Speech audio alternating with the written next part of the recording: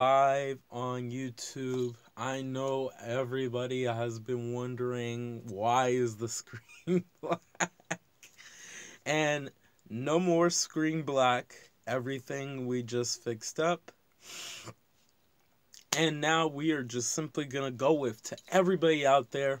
Hello, Hola, Konnichiwa, Salaam, Ciao Namaste. Peace to all. This is Soulology, the science of the soul.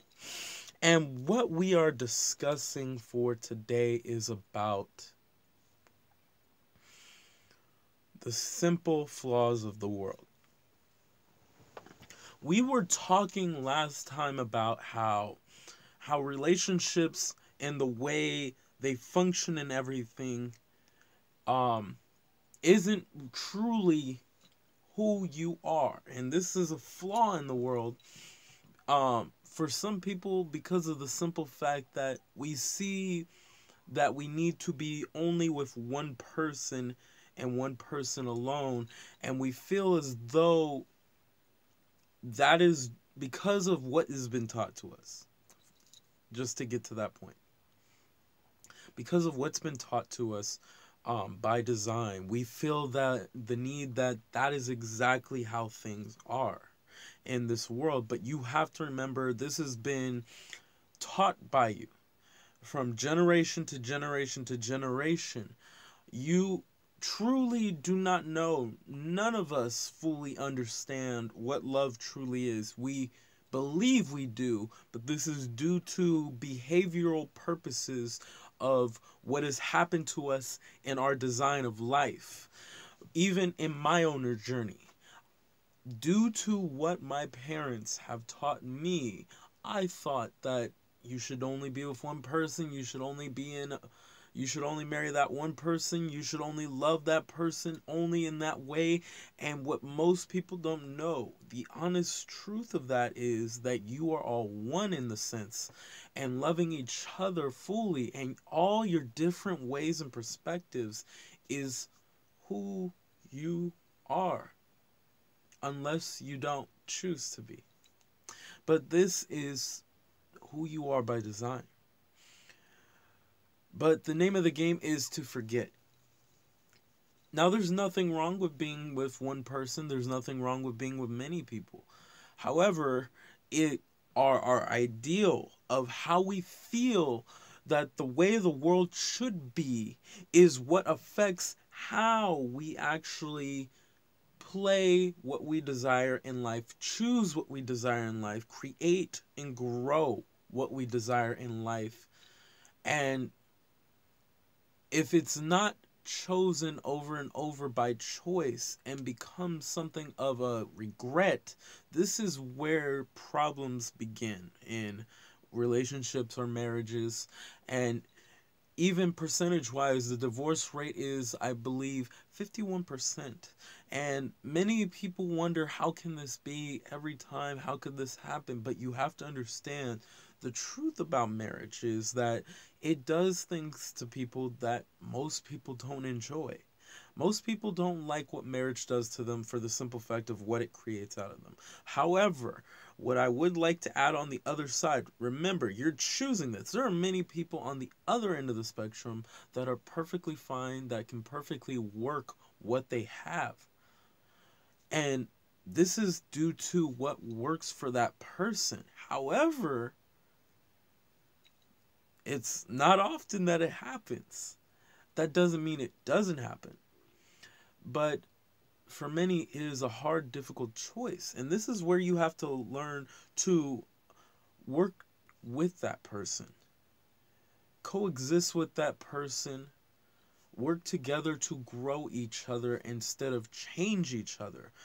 Give that person their chance of freedom as much as you desire of freedom, because both of you desire to evolve in creating something in the relationship. You see, in relationships also, we believe that that person completes us. However, what we fail to realize in the flaw of it is that you are already complete. You are deciding to experience a broader version of you with someone else, sharing that moment with someone else. That isn't something we think about. Now, this sharing could be helping you to heal certain parts of you that you feel are unhealed.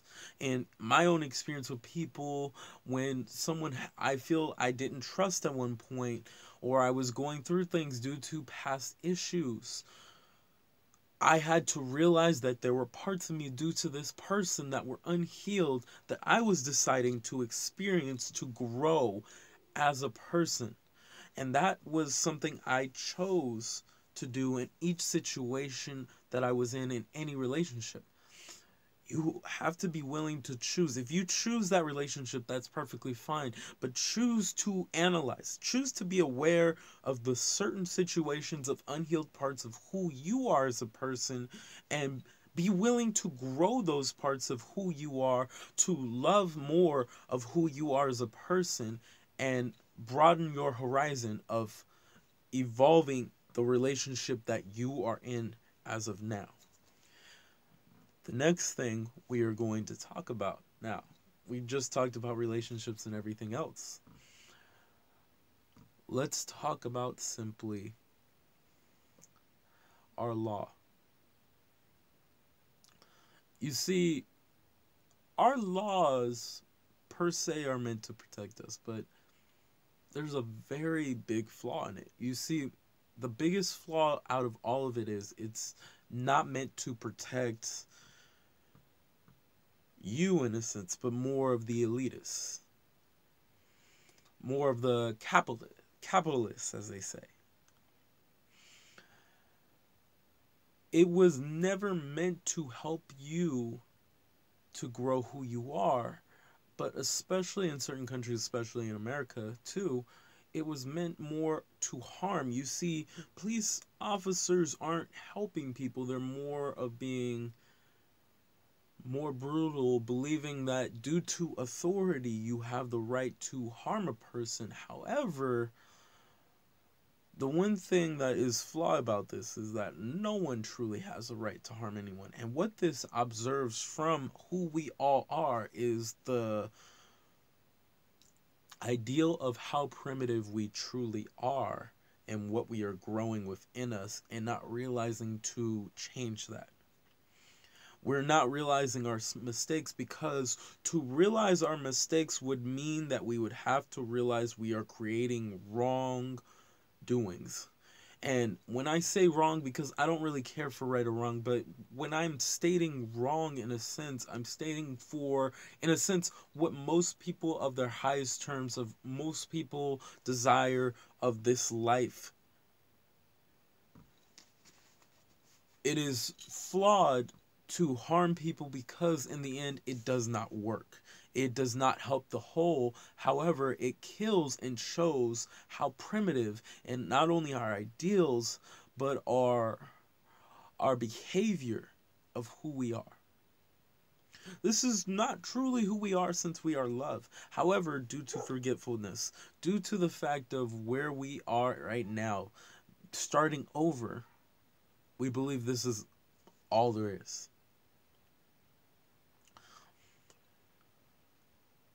Because of all this,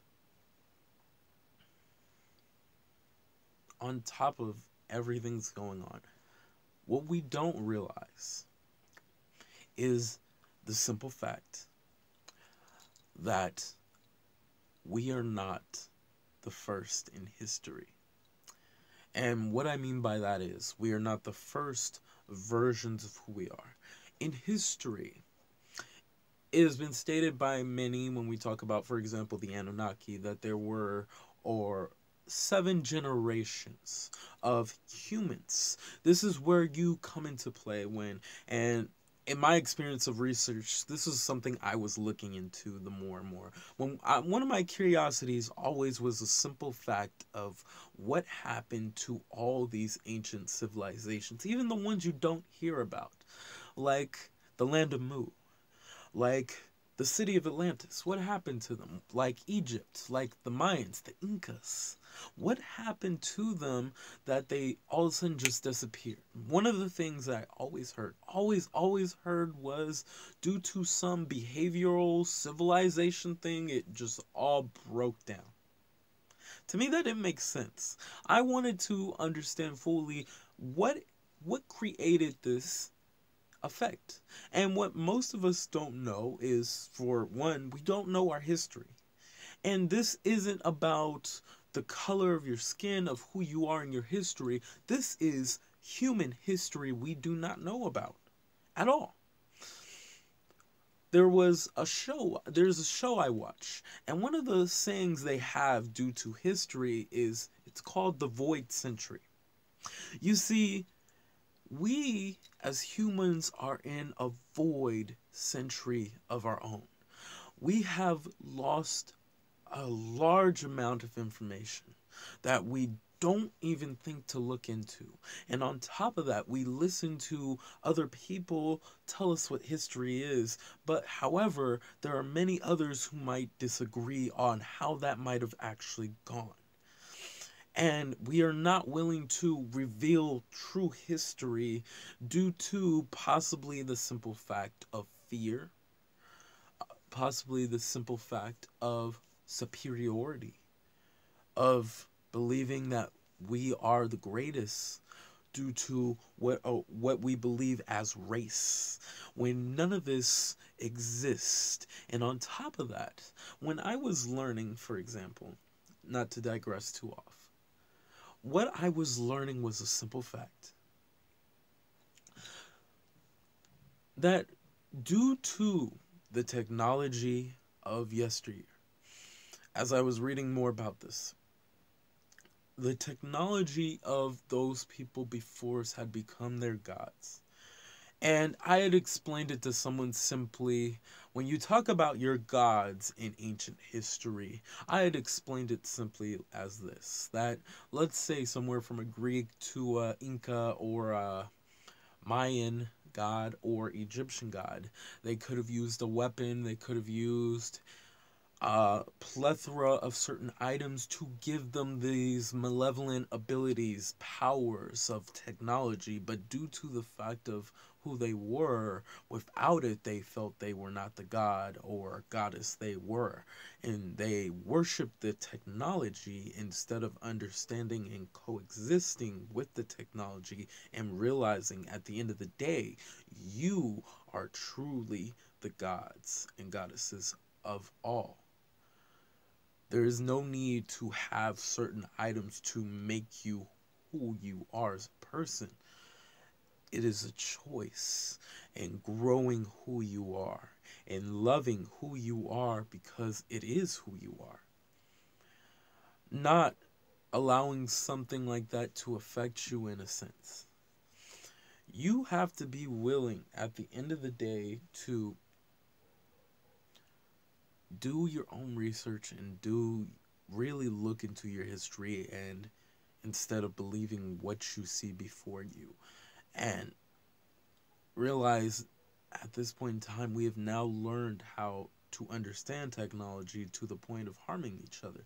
But the other side of that, many people might feel, well, there's no hope. What do we do? Hope is within the self. You, and this is a flaw within us. What can one person do to change what all these things, these horrible things that's going on? What you have to realize is it all is within you. You have the power to change great things simply by allowing yourself to go within who you are and realizing that this is what you choose. I know that things will change because not only do I choose it, but I see it. And as I see it making this choice, so it is. This is a choice you have to make. And the more the choice is made over and over, the more you can connect with other people. There was a scientist who was explaining about how humans, in a sense, can connect to each other as their own Wi-Fi. which is interesting. I wouldn't call it Wi-Fi. I would call it your telepathy, of course, because who you are as a person is connected to everyone. And it doesn't take a human form for you to know this, but it is simply who you are as a person, that you are connected. You are a rod.